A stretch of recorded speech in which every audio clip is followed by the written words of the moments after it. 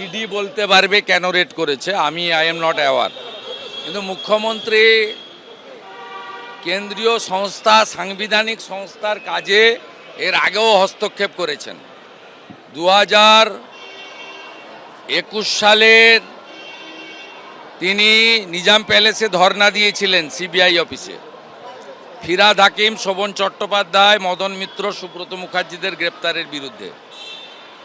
এবং মুখ্যমন্ত্রী এর আগে রাজীব কুমারের বাড়িতে যখন সারদা মামলা নিয়ে রেড হয় সিবিআইয়ের, সেদিনও তিনি সিপিকে নিয়ে ধর্ণা দিয়েছিলেন কলকাতাতে।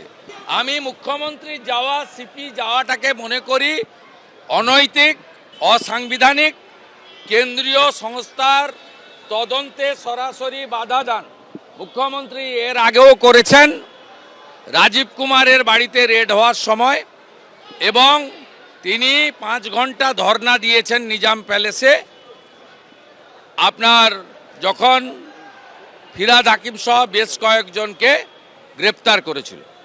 এটা মুখ্যমন্ত্রীর অভ্যাসের মধ্যে পড়ে, কিন্তু কেন্দ্রীয় তদন্তকারী সংস্থা তার যে সাংবিধানিক অধিকার আছে সেই অনুযায়ী যদি এই তৃতীয়বারেও এই মুখ্যমন্ত্রী এবং সিপির বিরুদ্ধে ব্যবস্থা না নেন, তাহলে কিন্তু পশ্চিমবাংলায় ভুল বার্তা যাবে।